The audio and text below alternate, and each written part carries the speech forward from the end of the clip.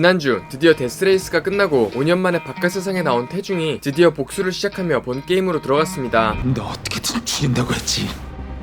그리고 복수와 함께 자연스럽게 액션의 비중이 증가했는데 역대급으로 사람들이 죽어나는 피바다 에피소드였죠. 특히 전형적인 주인공 대 빌런 구도가 아닌 빌런끼리도 싸우는 설정까지 추가되며 얘기가 재밌어졌는데 백두경이 요한을 잘 긁긴 했습니다. 재떨이가 없어서. 그렇게 요한이 태중과 백두경을 싸움 붙이면서 새로운 갈등을 예고하며 끝이 났었습니다. 이제 제대로 된 길 찾아가야지. 박태정 씨. 그리고 다음화 예고편에서 태중과 백두경의 전쟁이 시작됐고 개인적으로 가장 기다렸던 용식이 아저씨의 과거 떡밥이 공개됐습니다. 둘이 만나면 얼마나 반가우려나.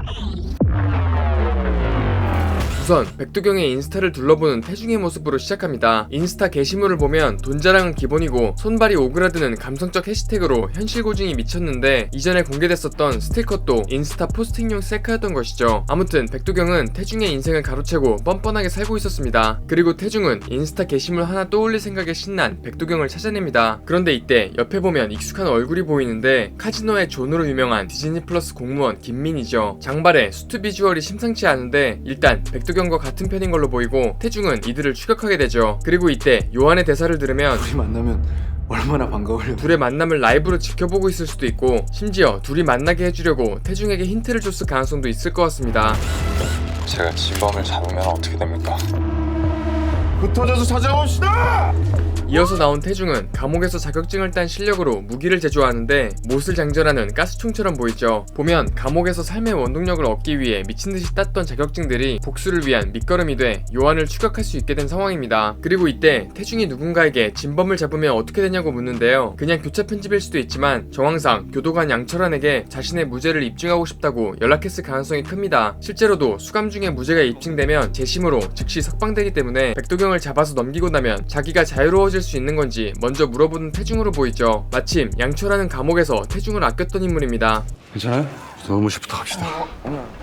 따라서 이런 태중의 말을 믿고 조력자로 포지션을 바꿀 수도 있습니다. 특히 양철환은 캐릭터 무게감에 비해 아직 제대로 된 존재감을 보여주지 못하고 살짝 겉도는 느낌이라 조만간 결정적인 역할을 하게 될 것으로 보입니다. 아무도 누군가가 박태중 씨를 해야 할 목적으로 그랬다고 보지. 앞으로는 이런 일 없을 겁니다. 그리고 바로 이어서 요한의 신복 황일국 반장과 양철환이 어딘가로 출동한 모습이 나오는데 상대는 아까 백두경 옆에 있었던 남자였습니다. 요한이 경찰을 시켜 백두경을 터는 상황일 수도 있는데요. 사실 생각해보면 요한이 백두경을 경찰에 넘겨서 좋을 게 없습니다. 백두경은 잡혀가자마자 요한의 범행을 붉게 불보듯 뻔하기 때문이죠. 그리고 알다시피 요한은 한 회사의 대표로서 얼굴이 어느 정도 알려진 인물입니다. 죽기 살기로 열심히 하고 있습니다, 대표님! 따라서 백두경이 고발하는 순간 요한의 신상이 털리고 소재지를 찾아내기 비교적 쉬운 상황이라 잃을 게 많은 입장인 것이죠. 심지어 모든 증거는 요한이 갖고 있을 텐데 백두경을 왜 터는 건지 다음화를 봐야 감이 잡힐 것 같습니다. 뭐하고 있어?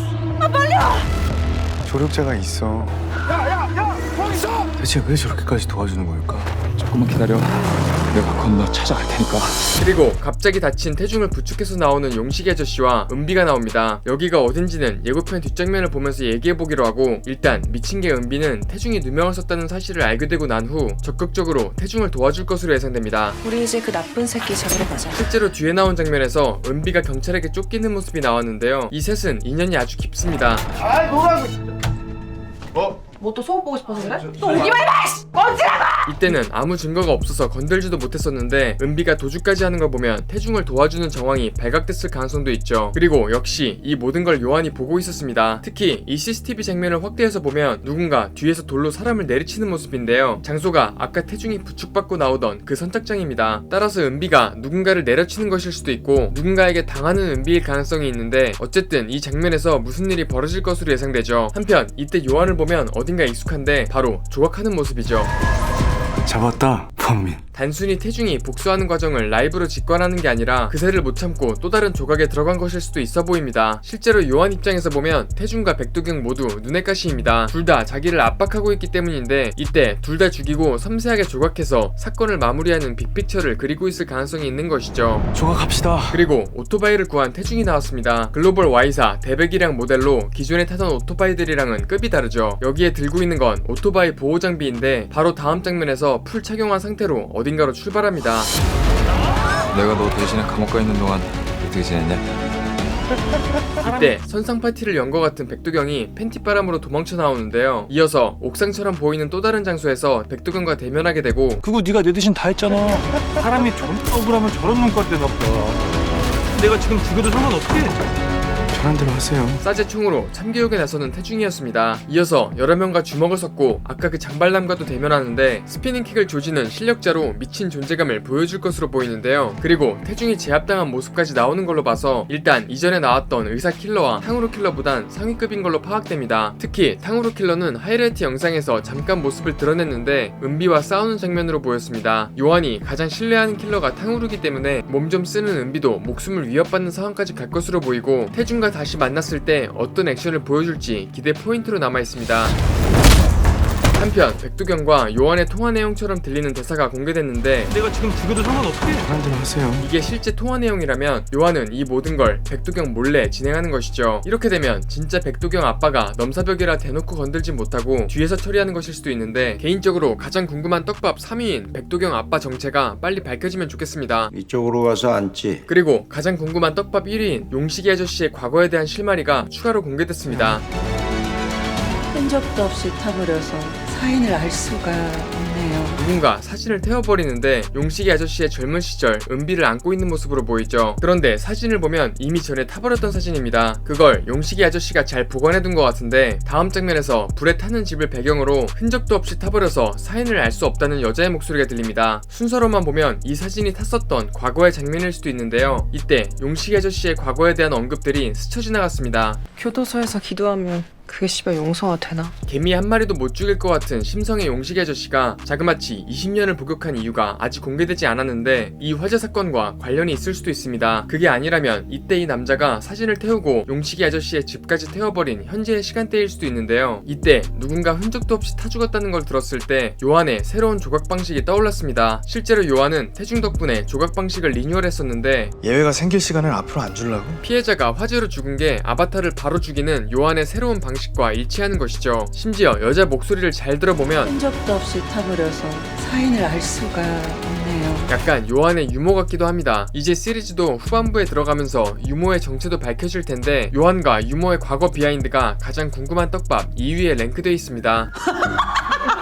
역시 도련님다운 생각입니다. 한편 포박당한 태중의 모습이 나왔는데요. 저 항상 아까 그 장발남에게 당한 뒤 갇혀있는 것 같은데 여태까지 태중이 이렇게 당한 건 처음이라 장발남이 얼마나 강할지 다음화에서 기대되는 포인트 중 하나입니다. 그리고 또 사륙을 즐기는 요한이 나왔습니다. 사실 이 장면은 스페셜 하이라이트 영상에도 자주 나왔었는데요. 그래요, 와요. 잠옷 차림의 요한을 봐서 집으로 암살하러 온 자객들처럼 보이고 이들을 하나씩 베어가며 희열을 느끼는 요한입니다. 결국 요한도 역으로 공격받는 상황이 나올 것 같은데 백두경의 아빠가 배후에 있을 가능성이 있습니다. 실제로 백두경 아빠는 무언의 협박을 남겼었죠. 이번 주 안으로 결과 가져. 안 그러면 지금처럼 손님으로 오진 않을 거네. 태중도 못 잡고 백두경을 쫓는 상황이 벌어지자 아빠가 나선 것일 수도 있는데 이 정도의 전투력이면 태중이 요한을 만나더라도 아무것도 못할 가능성이 커 보입니다. 이번엔 어떻게 할지 궁금하네, 박태중. 이때 총을 쏘는 백두경과 추격하며 무중력 오토바이 액션을 보여주는 태중의 모습으로 예고편이 마무리되는데요. 이제 최종화까지 진짜 얼마 안 남은 상황에서 그동안 나왔던 떡밥들이 슬슬 흡수되기 시작할 텐데 11월 26일 수요일에 다음 회차가 공개되면 디즈니 플러스에서 바로 확인해보시면 좋을 것 같습니다. 그럼 지금까지 엘플릭스의 엘이었습니다.